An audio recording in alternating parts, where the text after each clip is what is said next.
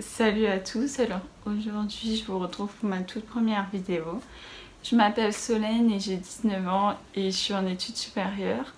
Donc là je vais vous parler de ma première année en école d'ingénieur. Donc je vais vous dire comment ça s'est passé et si j'ai décidé de continuer ou pas cette école. Donc si je regarde en bas, c'est parce que j'ai noté sur mon carnet tout ce que je voulais dire pour rien oublier du tout. Mais si vous avez des questions suite à la vidéo, vous avez juste à les mettre en commentaire. Avant d'être acceptée en école d'ingénieur, donc je me suis inscrite sur Parcoursup. Normalement, j'aurais dû passer le concours Puissance Alpha, mais avec le Covid, il a été annulé l'année dernière, donc c'était en 2020. Avant de savoir que j'allais aller dans cette école d'ingénieur, j'ai cherché pendant longtemps ce que je voulais faire, mais j'en parlerai peut-être plus profondément dans une prochaine vidéo qui arrivera, je ne sais pas quand encore. Donc moi je suis allée dans l'école d'ingénieur EFRI Paris, donc là je vais vous parler uniquement de mon école et de comment ça s'est passé pour moi. Je ne peux pas vous dire si dans les autres écoles d'ingénieurs c'est pareil parce que je n'y suis pas allée. Donc là je parle uniquement pour cette école-là. Peut-être que d'autres écoles ne fonctionnent pas pareil. Dans ces cas-là, si vous le savez, je suis à l'écoute de savoir comment ça se passe pour vous dans votre école. Le début d'année, c'était vers le 24 août. Donc c'est vrai que c'est super tôt, mais bon, hein, c'est une prépa intégrée, donc voilà. Donc on a commencé la rentrée, on a fait une visite de l'école. On n'a pas eu le droit à la journée d'intégration comme les autres années puisqu'il y avait le Covid. Donc bon, c'est comme ça, mais c'est pas trop grave. À la rentrée, on a eu 2 examens dès la première semaine. Un examen de maths et un examen d'anglais. Donc l'examen de maths servait à nous mettre dans un groupe de niveau pour le stage de maths qu'on avait d'une semaine avant le début des vrais cours. Et l'examen d'anglais, c'était pour nous mettre dans un bon niveau d'anglais pour toute l'année, être avec des gens qui ont à peu près le même niveau que nous en anglais. Donc c'était un TOEIC blanc. Voilà. L'examen de maths, c'était un QCM, donc sur des trucs qu'on avait vus en terminale pour ma part, en S. Donc je sais pas trop si c'est différent maintenant. On a commencé l'année avec des cours en présentiel, mais pas tous. Les CM où on était 200, puisque moi j'ai choisi l'option internationale, donc on était 200. On avait les cours en anglais et après il y avait les cours de ceux qui avaient pris classique et les renforcés, donc ceux qui étaient en ES et les bio, ceux qui avaient pris une option en plus, donc c'était de la biologie en plus dans le programme. Donc voilà. Et donc eux ils avaient leur cours de CM ensemble et nous on avait nos cours de CM qu'avec les internationaux vu que nos cours étaient en anglais alors que eux ils étaient en français. Donc voilà, donc les CM on était 200, nous c'était en visio et les TD où on était des groupes d'à peu près 40 élèves c'était en présentiel. Donc le mois de septembre passe, tout va bien. Voilà, il y a quelques profs qui ont fait des interros surprises dès le début de l'année, donc voilà. Mais voilà, tout se passe bien. Après, vers mi-octobre, on est passé en demi-jauge, donc une semaine sur 2 en présentiel et une semaine sur 2 en distanciel. Donc, ça a duré que 2 semaines, puisqu'après il y a eu les vacances. Et Macron a parlé et on a été confinés, donc on est passé à tous les cours en visio. Donc voilà, donc ces 2 semaines où on était en demi-jauge sont pas trop mal passées. Hein. Cette semaine-là, la semaine où j'étais en visio, ça allait, ça se passait plutôt bien. Bon, il y avait des profs qui galéraient un peu avec la visio, mais ça allait. Donc après les vacances, on était en visio, mais d'ailleurs j'ai oublié de le dire, avant les vacances on a eu des gros examens, les premiers gros examens c'était avant les vacances d'octobre, donc voilà. Alors, vers mi-décembre, on est retourné à l'école pour quelques examens, mais uniquement pour les examens. On avait toujours les cours en visio. De toute manière, il y avait le couvre-feu à ce moment-là, donc bon voilà. Donc Noël passe, les vacances de Noël. Après les vacances, c'est là qu'on a eu nos plus gros examens du premier semestre. En fait, c'était les examens de fin de semestre, donc les partiels. La première semaine, c'était les oraux, donc on avait tous les oraux de projet. Et la deuxième semaine, c'était tous les écrits, donc tous les contrôles écrits. Voilà. Donc on a commencé direct après le deuxième semestre. Et début février, on a eu les résultats du premier semestre. Et donc on savait si on allait au rattrapage ou pas. Les rattrapages se passaient la semaine du retour des vacances de février. Donc on n'avait qu'une semaine de vacances. En fait, on a une semaine de vacances en octobre, 2 semaines à Noël, une semaine en février et 2 semaines en avril. Donc là, on n'avait qu'une semaine de vacances. En fait, c'était pour réviser les partiels, les rattrapages. Pour ceux qui avaient les rattrapages. Donc on révisait les rattrapages. Après, on a fait les rattrapages début mars, du coup. Non, fin février, début mars. Ensuite, on a eu 2-3 semaines après les résultats, je crois. Vers mi-mars, on a de nouveau eu des cours en présentiel, en demi-jauge. Par contre, c'était très mal organisé. Vraiment très mal. En fait, c'était... Tout le monde venait. En fait, on était répartis dans 2 salles et le prof devait aller d'une salle à une autre. Genre vraiment d'une salle à une autre pendant tout le cours. Donc du coup, finalement, t'avais que la moitié de ton heure de cours avec le prof. Donc ça, c'était horrible. Bon, à part pour certaines matières, par exemple, il y avait une matière en maths, comme on faisait que des exercices, bah, on n'avait pas vraiment besoin du prof. Donc soit le prof était dans une salle pour corriger les exercices, quand il avait fini de corriger un certain nombre d'exercices, quittait la salle et il allait dans l'autre salle pour corriger de nouveau ses exercices avec les autres élèves, et pendant ce temps, dans l'autre salle, il faisait d'autres exercices. Donc ça allait, ça se passait plutôt bien pour certaines matières, mais pour d'autres c'était vraiment compliqué, et donc du coup, ça a fait qu'une partie de la classe avait cours en présentiel et l'autre en visio. Sauf que tout le monde devait être présent. Donc en gros, tu venais en cours en présentiel, mais tu avais les cours en visio. Donc c'était vraiment pas terrible. Et surtout qu'en fait, c'était comme du coup, t'avais pas de place attitrée. C'était soit t'étais dans la bonne salle et le prof te faisait cours. Et donc du coup, c'était trop cool. Ça avait le cours en présentiel, tu pouvais comprendre vraiment ce qui se passait. Soit t'étais en visio, et là c'était une catastrophe, vraiment une catastrophe. En fait, la plupart du temps, la caméra pour les cours en visio, c'était flou, donc tu voyais pas vraiment ce qui était au tableau, et du coup, tu pouvais pas comprendre, par exemple, une formule mathématique ou un schéma en physique que tu ne vois pas, que tu as juste du son. C'est vraiment pas possible à comprendre. Vraiment, vraiment, c'est juste impossible à comprendre. Donc voilà. Donc après, ça permettait quand même de revoir les gens de ta classe, donc faire des liens, même si on les avait pratiquement pas vus de l'année.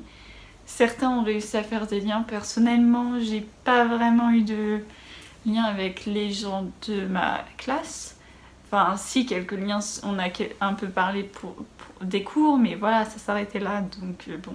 Voilà, après j'avais mes amis en dehors de l'école, donc c'était pas vraiment un problème, même si je les voyais pas beaucoup avec le confinement, eux aussi ils avaient fait leurs cours et tout ça. Donc bon, voilà quoi. Bon, ça a coupé, je sais plus exactement ce que j'étais en train de dire. Donc, du coup, je crois que je parlais des cours... en visio, en demi-jauge. Donc oui, on a commencé les cours en demi-jauge vers mi-mars. Et on a fini les cours début juin. Avec les vacances d'avril, au final on a eu que 2 mois de cours en présentiel. Donc, enfin en demi-jauge. Donc voilà. Oui, donc fin juin, à la fin des cours, on a début juin je veux dire, on a eu les examens finaux du 2e semestre. Donc pour toutes les matières. Par contre cette fois-ci c'était plus espacé, mais voilà quoi. C'était fin mai, début juin. On avait encore quelques cours pendant que les premiers gros examens sont passés. Et après on a fini avec ça. Alors on a fini les cours le 4 juin, donc ça fait 3 mois de vacances. Sauf que tu as ton stage de fin de première année, donc c'est un stage ouvrier à faire. Donc fin juin, début juillet, il y avait les rattrapages. Et mi-juillet à peu près, on avait les résultats des rattrapages. Et donc on finissait l'année mi-juillet, donc techniquement si tu allais au rattrapage en fait, tu devais commencer ton stage mi-juillet. Moi je savais que j'allais au rattrapage, mais je voulais quand même profiter de mes vacances. Donc j'ai quand même commencé mon stage le 14 juin. Et j'ai demandé à mon entreprise de me laisser 3 jours off pour que je puisse aller à mon stage. Par contre, pour avoir ces 3 jours, il a fallu que je fasse plus de 4 semaines de stage puisque c'est 1 mois minimum. Donc moi je faisais 6 semaines, donc ça gênait pas pour le stage. Mais si j'avais pris que 4 semaines, j'aurais dû rattraper les 3 jours plus tard. Enfin, pour l'école, en tout cas, il aurait fallu que je les rattrape pour avoir le nombre d'heures minimales qu'il faut faire dans ton stage. Donc voilà, j'ai expliqué maintenant tout le déroulement de l'année scolaire. Donc maintenant, je vais parler des points positifs et négatifs de l'école. Donc dans les points positifs, déjà ça m'a apporté beaucoup d'expérience. Donc premièrement, c'est ma première année en école supérieure, donc c'était très différent du lycée. Donc voilà, j'ai vu comment ça se passait et tout ça, donc c'était une expérience. En plus de ça, ça m'a permis de faire un stage. J'ai rencontré des gens, j'ai pu me rendre compte que l'informatique c'était vraiment quelque chose qui me plaisait.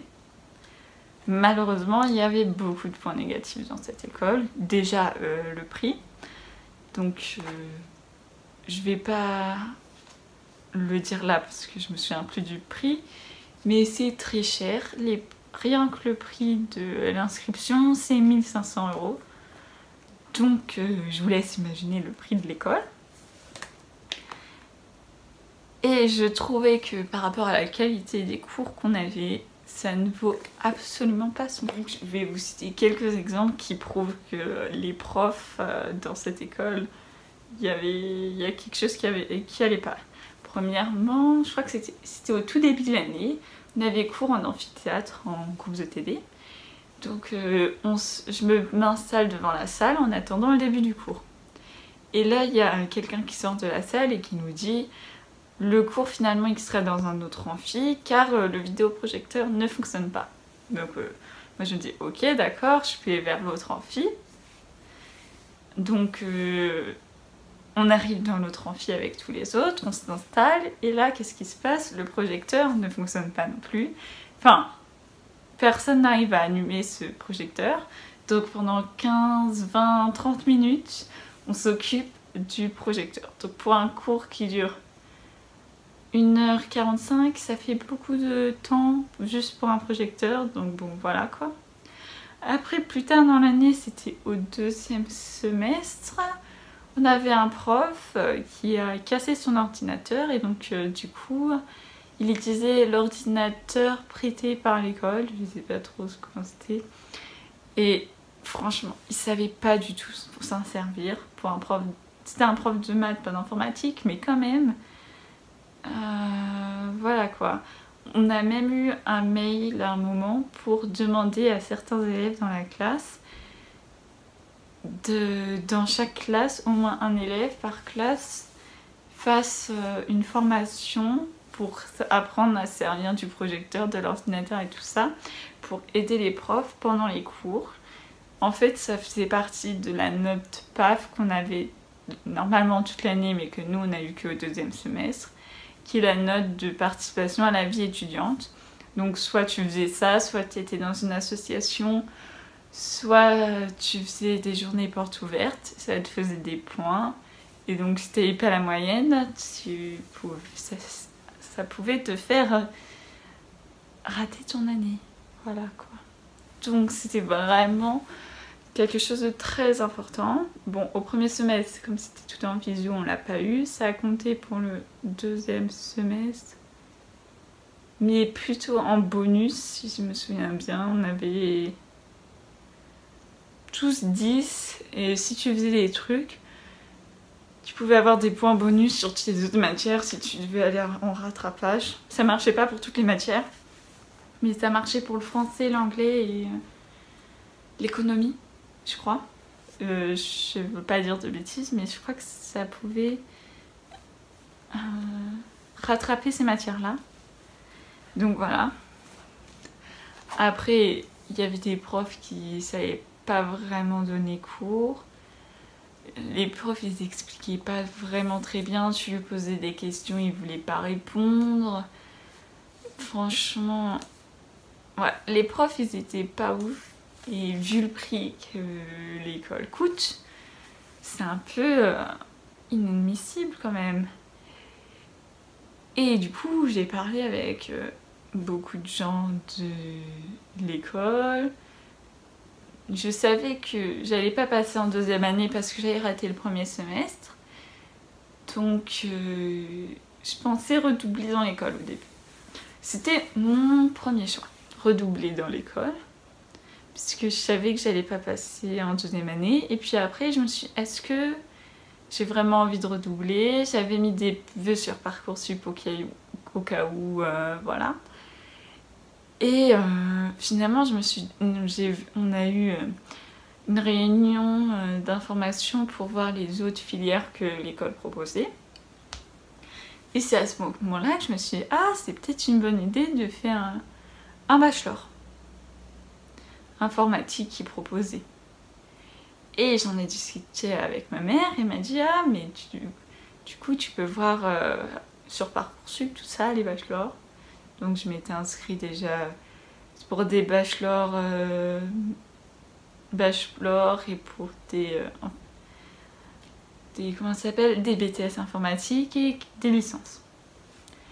Donc je savais pas encore ce que j'allais faire l'année d'après, donc j'ai été en liste d'attente sur Parcoursup à peu près partout. J'ai été refusée dans quelques-uns de mes vœux, mais la plupart j'ai été sur liste d'attente. Et 1 ou 2 semaines après, j'ai été acceptée dans plusieurs de mes propositions. Donc j'ai finalement accepté un BUT informatique. Donc avant c'était un DUT en 2 ans, mais avec la nouvelle réforme qu'il y a eu cette année, donc on est la première année avec le BUT informatique, c'est passé sur 3 ans. Donc maintenant c'est un bachelor. C'est pour que il soit valable à l'étranger, parce qu'à l'étranger en fait les diplômes en 2 ans ne vaut rien du tout en fait. Quand tu vas à l'étranger et que tu dis que tu as un bac plus 2, en fait ça vaut rien pour eux, c'est comme si tu avais niveau bac.